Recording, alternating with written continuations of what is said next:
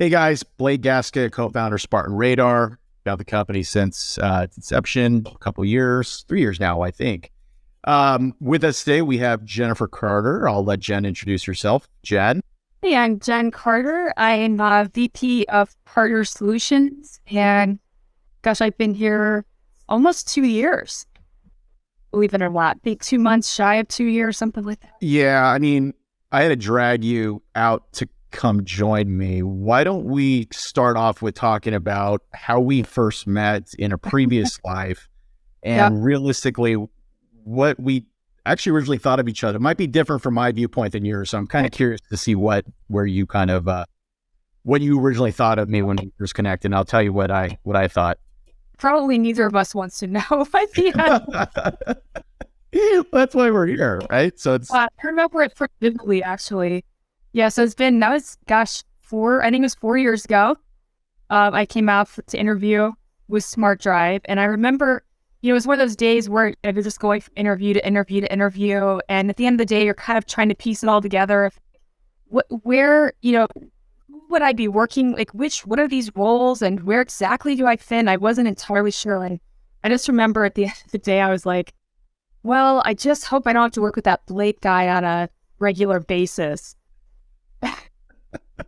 I probably telling you that. no. It's good. We don't that. I know that because we've joked about it in beer conversation and everything else. So, You're probably just like, who is this stuffy? no, to be fair, so I had to give you effort. So I'm like, okay, they're flying this nice lady out from the East Coast. She must be really smart. I don't know if she knows what she's getting into. I don't really know what I'm getting myself into because I would think I was there for, God, I think like 6 months or 7 months previous, and we're kind of starting this new group with basically taking existing data and repackaging it, selling to mapping companies, autonomous vehicle companies, etc. And here comes in this lady who obviously seems really smart, really button up, and here's me, just kind of like surfer guy from Southern California, jog, and You like probably wear flops, which I think I was wearing flip flops. In my defense, I still wear flip flops, so I haven't changed much. But I think you have. I could be wrong, but have I?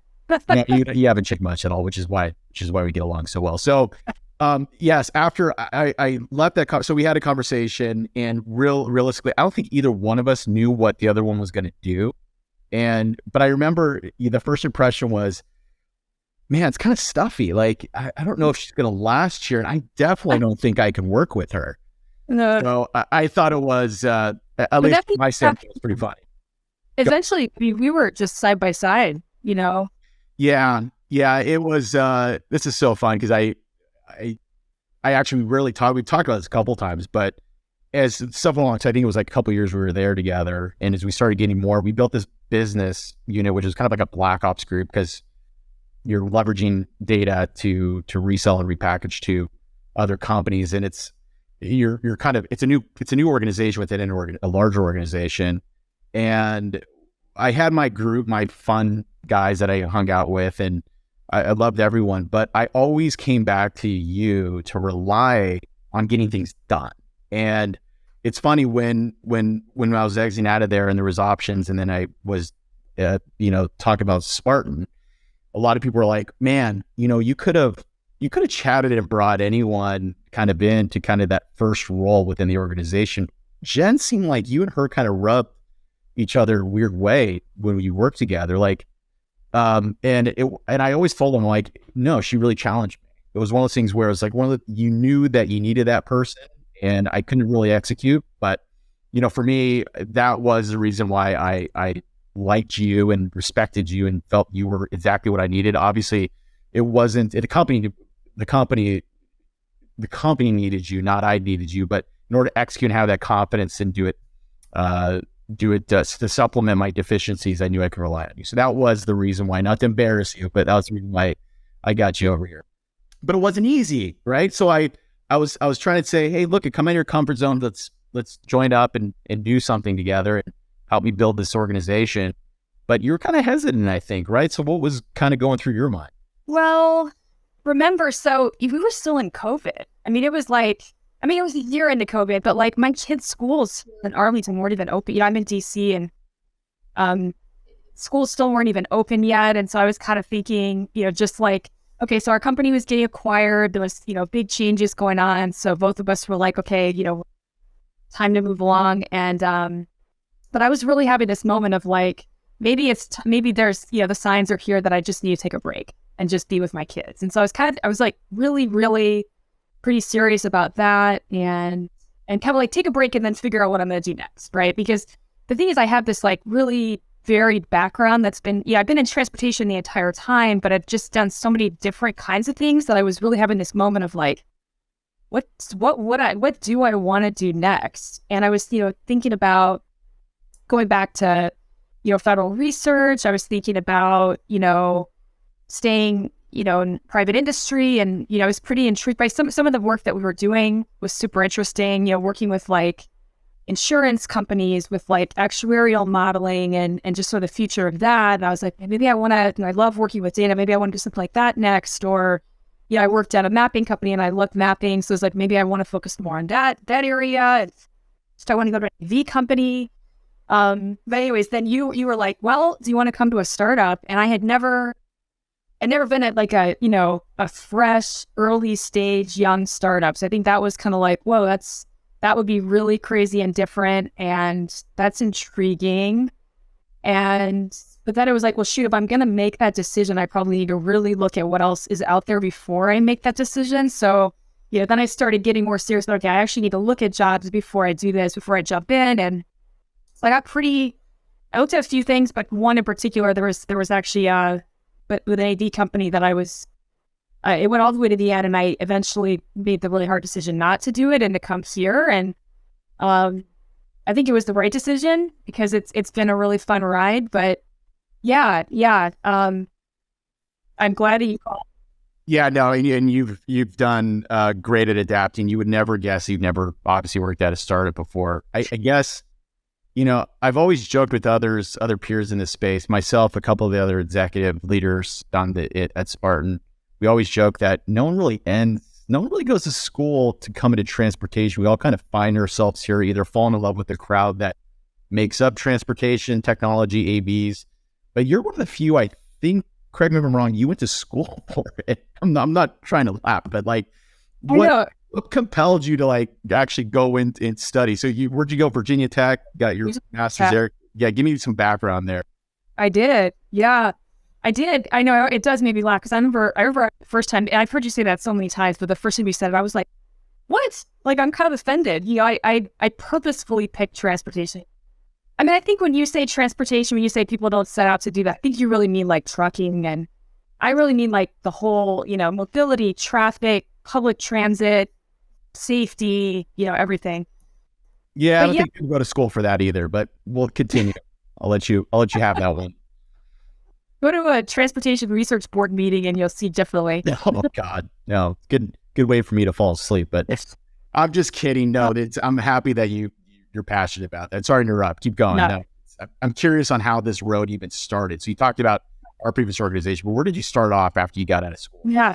Well, actually, even in school, like I was like trying to decide, because when you pick engineering, there's so many different disciplines that you could focus on. And I was like really trying to find my way. And I actually started out my first job was doing construction management, which I like, a month in, it was like, this is not for me for sure. So I was trying to figure out, okay, what should I really be focusing on here? And so I kind of stumbled onto transportation because, the thing is, I really like, traditional engineering. I like things that are like, predictable outcomes, concrete answers, like a typical engineer. But at the same time, I'm just totally fascinated by people and how people affect things. And so I think that was what, with traffic, if you just take the people out of it, traffic will just be completely predictable all the time. Like every vehicle would know every possible route and they would pick the most efficient route. And then like as new vehicles come onto the road network, they would pick the most route. And other vehicles would be adjusting in real time and everything will be completely predictable. Like water, like when water flows, it will always flow in the same way. But if you add the humans into the mix, everything changes. The safety, varies because of humans and the mistakes that they make, and the traffic flow varies because of the humans, mistakes that they make. They're not always predictable. So I think this is what really drew me in, is it was like, wow, it's kind of this combination of, humans and engineering. So that's kind of how I ended up there. And then, gosh, I spent like the first 14 years, I think, 13, 14 years, working on contracts for the US DOT, doing mostly like, writing research reports. This is probably the stuff that bores you, but I loved it. Like I did a lot with, looking at the effectiveness of new technologies, doing like return on investment studies, looking at like large scale crash databases and really trying to, get to the bottom of like which mitigation strategies actually had an impact and which really didn't work. I did a lot of work also with National Academies of Science, doing like guidebooks for them. So we like travel around, talk to practitioners, gather best practices, and then compile them into guidebooks, for public agencies to like learn from other agencies about what's actually working that other people are doing that we should put into practice at our agency. So it was actually, I really loved it. But then what happened is I worked at ITIS America for a couple of years. So I went over there and I was still kind of doing the same type of work, but I was like managing a team or still doing work with DOT. But we also, ITIS America has this mix of public-private partnerships and industry people coming together with agency people. And so suddenly I was interacting with our private industry members and getting exposed to like that whole world. And suddenly I was like, wow, I'm really intrigued by like, business models and data monetization and product companies in general and just this whole other world. So then I was like, I think I need to make a move and try private sector for a while. So that's when I ended up at Here Technologies, big global mapping company for a few years. They were pretty focused on like automotive map for in-dash nav systems, but we were doing some innovative things with taking cell phone probe data and also like crowdsourced data coming from the OEM vehicles and identifying like dangerous slowdowns and then putting that out to the public. And I was also working with like public-private partnerships trying to figure out like what is the role of a state Department of Transportation in automated driving? Like, do they have a role to play? How do they help advance it? And how do they advance it in a safe way for their roads? And then from there, I went to Smart Drive where I met you. All right. So you mentioned unpredictability, and I guess I'll try to dovetail that with Spartan and startup culture. So as you can imagine, you were there at the beginning when we had an idea of what we could do with radar, and it's kind of evolved into several different, very focused buckets. But during this journey, since you've been here at Spartan, at what point did you say, realistically, we got something? Like this is something that has meaning and a purpose in this space. Because again, we joined startups for a variety of reasons, but what evolves into an actual company, culture, product, really has to have like that aha moment. And I think we've all had it. Mine's probably different than everyone else's, or at least the way I interpret it is. What was your interpretation and when was that? Yeah, just thinking about I think in the beginning, I think in the very beginning I was pretty, just believing in our story. And then I think after a while I was kind of questioning it a bit. Probably you were too. There were kind of those ups and downs. It's probably normal. But I think for me, I actually know for sure when it was. There was a tier one who, we're kind of going out. We're having these, he knows exactly what I'm talking about. We're going out. We're having these conversations with prospects and sort of, figuring out where do we best fit in. Is it where we thought, or maybe it's somewhere slightly different?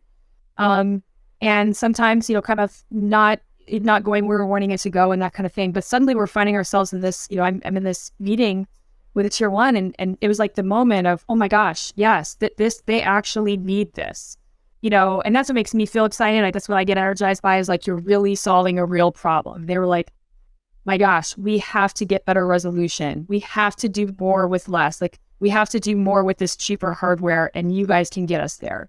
And so we want to cram you in here and you're going to make this change for us and we're going to make this happen. And you could just see, the excitement. And that's when I just felt like, yes, we really have something here. Like, I'm sure of it.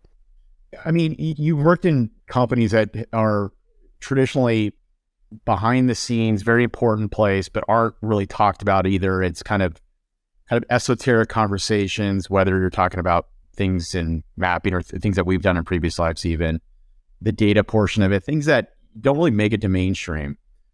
This isn't that different in some regards. Radar is kind of looked at as a very meaningful sensor, but kind of the non-sexiest sensor out of the perception stack of cars that are being built in trucks. You have obviously radar, camera, LiDAR now, and a few other sensors that are out there. Honing in on the industry, we're at a weird time, right? It's a kind of a downturn in the economy. Automotive manufacturers are getting away from internal combustion engines or focusing more on electric vehicles. They're trying to get to full automation, realizing they have a black eye there because that's not going to happen as quickly as they thought originally. With all this noise and kind of the now kind of a negative perception around autonomy, where does really Spartan fit in here? Is it an opportunity, or are we kind of like stuck in the mix of it all? I mean, really, how do you stay motivated, excited, knowing that this is all going on behind the scenes? Or am I looking at this completely through a different lens than you are? I mean, you're definitely closer to it than I am. I'm kind of like trying to stay focused on the details and, with customer engagements and things like that.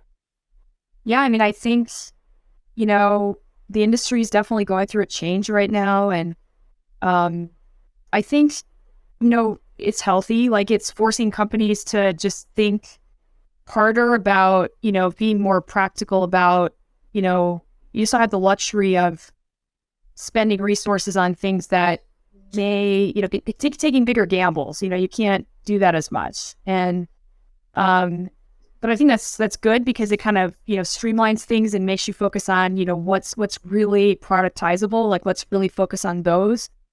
And I think that's where who knows? Like, I don't have a crystal ball or anything, but I feel like that's one thing I'm actually really excited about for our company is, tell me if I'm wrong, but I feel like we have a good chance because we're sort of in a sweet spot for exactly where the industry's at with like needing to do more with less. The whole automotive industry, like, as much as we like to, hate on Elon and, all this, but he really did accelerate things. Like, or he at least forced the industry to try to get there faster, because he really pushed consumer expectations to like a totally new level where they're like, this monumental leap in what they're wanting out of their car, that they want to have all these advanced safety features and they want to have all these partially automated features and they want to see it now when they buy their next car. And so that's kind of forcing the industry to kind of move a lot more quickly than they would ever have done in the past. But then, of course, at the same time, there's not, that leap in what they want doesn't really align with the leap in what they're willing to pay.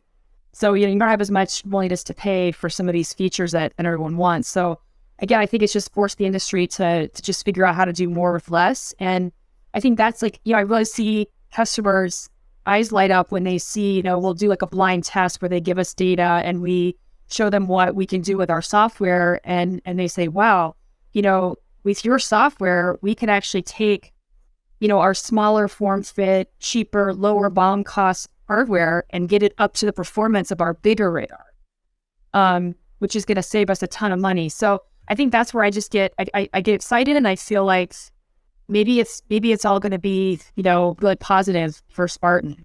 Just double clicking on that. So I think I understand what you're saying. So what you're saying is the industry as a whole, because of kind of this, I don't say downtrend or downward spiral because it's not. It's kind of companies are being more diligent about where they're spending resources. There's been supply chain. A little bit of a pullback. Right. So what they're saying is, okay, we got to do more with less. And by less, you're meaning potentially lower cost hardware, not necessarily lower processing, but consolidation to some extent. I mean, there's been a lot of talk around a software-defined vehicle or having features. You mentioned Elon. So, for example, for those people that own Teslas, supposedly the hardware's all built in, and then they turn on features as a subscription as a service. I know Spartan kind of somewhat plays in this realm with your team, and again, I'm kind of curious on your thoughts on that. If you touched in on where we actually kind of potentially fit in as an organization. Do you really see the industry moving towards that trend where vehicles are going to be hardware equipped and potentially features will be activated, kind of like our cell phones with features over the air? Or is that still a ways off and there's a lot of other stuff that we could do in the meantime? Yeah, definitely. I definitely think that's where it's going. I think like it's going to take time, right? I don't think it's going to be like a super fast leap for, like the traditional OEMs, that's not been the way they've operated, for like over the course of their history. That's just not their culture. And I mean, there's definitely shifts happening, so they are moving faster than they ever did before, but it's not going to be like this leap, like what we saw with Tesla for sure, but it's going to happen. And absolutely, like we fit right into that. And I think we're starting with doing that through the most practical place, which is actually having adaptive radar. So it's not like, we're not putting like all these extra features for the consumer, but it's more, hey, if you have software in your radar, you can actually decide when you're going to apply certain, you can basically optimize how you're applying your different modules of our software so that you're making the most use of it, getting the best performance when you need it, and also managing your processing power to not be basically depleting it all the time, because you don't need to. There's going to be times, like for example, here one example would be, if you're approaching an intersection that's a very busy intersection with a lot of pedestrian activity and a lot of vulnerable road users, you probably want the radar to perform a little bit differently there than you would if you're just on a pretty wide open stretch of roadway with straight lanes. You don't need to be kind of depleting your resources the entire time that you're doing that. So I think we're starting like down that path, but we're not I think we're doing it at the right pace for the industry, if that makes sense. I think that in the future, the whole vehicle is going to be software defined, but we're sort of bringing this new idea just to the radar. You talked a little about specifically where the company fits in, bringing it back to you. Obviously it sounds like you're working directly with OEMs or working with tier ones.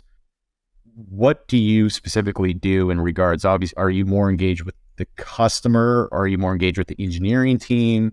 At what point? I mean, and how in depth are you? Again, obviously, not sharing secrets or anything else, but kind of give me give myself and the team and everyone watching this an understanding specifically what your partisan role is in all this.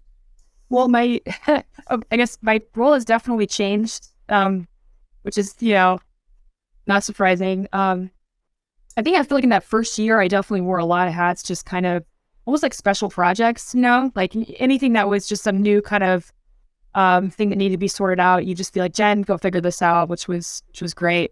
I think now I've definitely settled into a much more concrete role, which is, I kind of work side by side with our GM of software products, kind of very customer focused. I see that I kind of play almost like a solution engineering role, customer success role in a way. And I'm definitely doing a lot of translation between, the customers and our engineering team.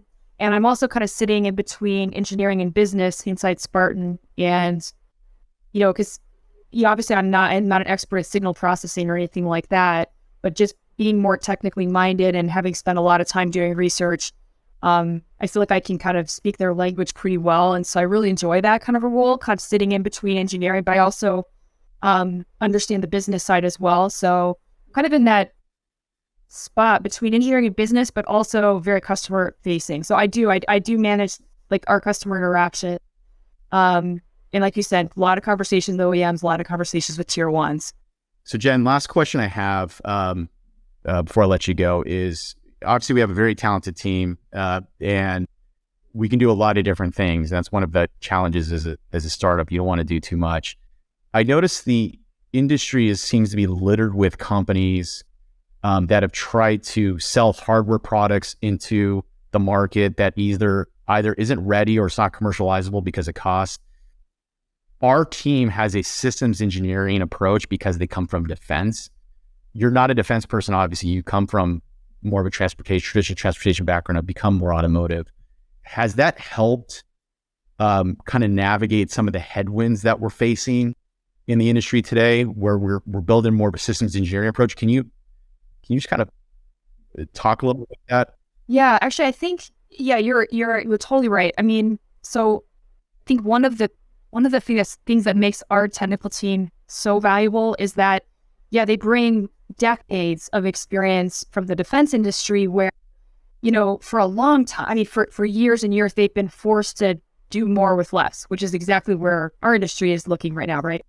And, so for example, they would be working with really, really old antiquated hardware and just have to make it work. And so they would have to turn to software. So in that perspective, their background obviously is a huge advantage. But more importantly, what you're getting at with the systems engineering approach, I think, yes, our team, what's amazing about our team as well is that from their background, they look at things very holistically.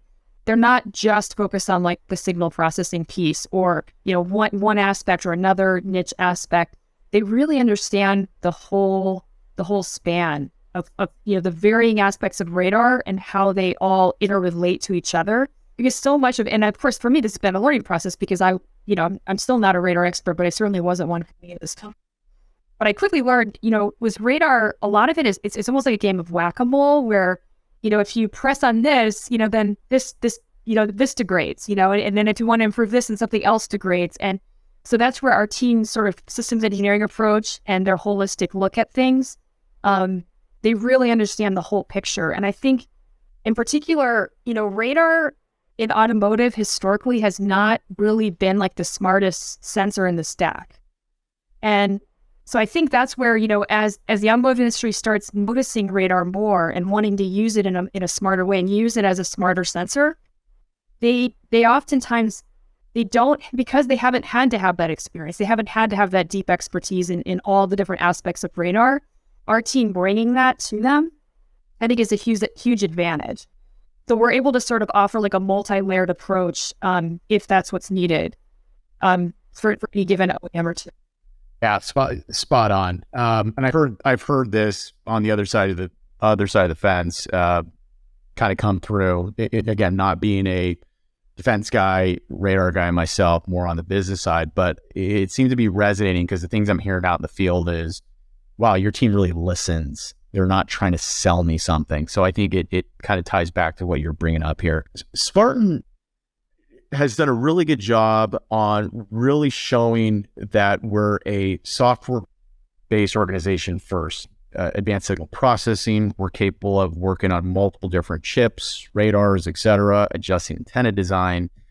That poses all sorts of challenges within itself because traditionally when automotive companies looking at new products to bring on, they're not used to someone bringing in, hey, there's a software product that can improve your existing hardware. Can you kind of talk to a little bit about that and how we kind of fit in and how that's actually taken within the industry? Yeah, that's a really good question. I would say it's not a straightforward, if you're selling hardware, that's easy because you can say, here's our hardware, here's a sample, compare it to other hardware that you've got on your test mule and you'll see the performance. The performance will speak for itself or whatever. Or if you're selling, data, it's like, okay, here's data. We can prove to you that it's going to solve that use case, that problem that you had or whatever.